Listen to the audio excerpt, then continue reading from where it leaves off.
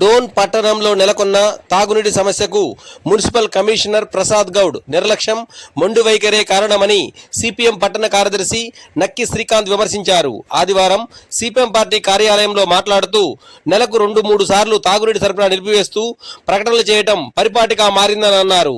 వర్షాకాలంలోనూ ప్రజలు తాగునీటికి ఇబ్బందులు పడటం మున్సిపల్ యంత్రాంగం వైఫల్యానికి నిదర్శనమని పేర్కొన్నారు. ఇప్పుడు వారి మాటల్లో విందాం. సోషల్ మీడియా ద్వారా, పత్రికల ద్వారా 2 రోజులు 3 రోజుల పాటు నీటి సరఫరా బంద్ అవుతా ఉంది. పలానా చోట పైప్ లైన్లు లీక్ అవుతా ఉన్నాయని చెప్తా ఉన్నాడు.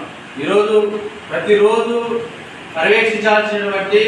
ప్రతిరోజు పర్యవేక్షణ చేయాల్సినటువంటి సిబ్బందిని పర్యవేక్షించాల్సి వారితో పనిచేయించినటువంటి కమిషనరు ముద్రిత్ర పోతా ఉండడంతో ఈరోజు దోర్పట్నంలోని ప్రజలకి తాగునీటి సమస్య ఏర్పడతా ఉంది. ఇలాంటి కమిషనర్ డోన్పట్నం మున్సిపాలిటీలో ఉండడంతో ఇక్కడ స్థానికంగా ఉన్నటువంటి ఎమ్మెల్యే గారికి కూడా చెడ్డ పేరు వస్తుందని కూడా సిపిఎం పార్టీగా తెలియజేస్తా ఉన్నాం.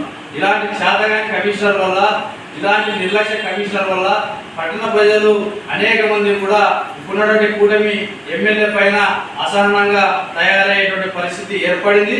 ఇలాంటి కమిషనర్ పైన ఎమ్మెల్యే గారు తక్షణమే చర్యలు తీసుకునే విధంగా, బదిలీ చేసే విధంగా ఎమ్మెల్యే గారు ఆలోచన చేయాలి.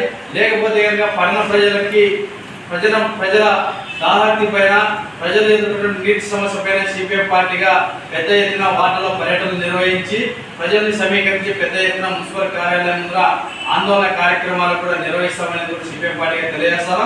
రాబోయేటువంటి కాలంలో ప్రజలు ఎదుర్కొన్న తాగునీటి సమస్య పైన, అదేవిధంగా గాజున్న ప్రాజెక్టు నుంచి డోర్పట్నంకి సరఫరా అయ్యేటువంటి ఈ పర్యవేక్షించాల్సినటువంటి కమిషనర్ ఇలాగే వివరిస్తే రాబోయేటువంటి కాలంలో పెద్ద ఎత్తున సిపిఎం పార్టీ ఆధ్వర్యంలో పోరాటాలు కూడా నిర్వహిస్తామనేది కూడా హెచ్చరిస్తా ఉన్నాం.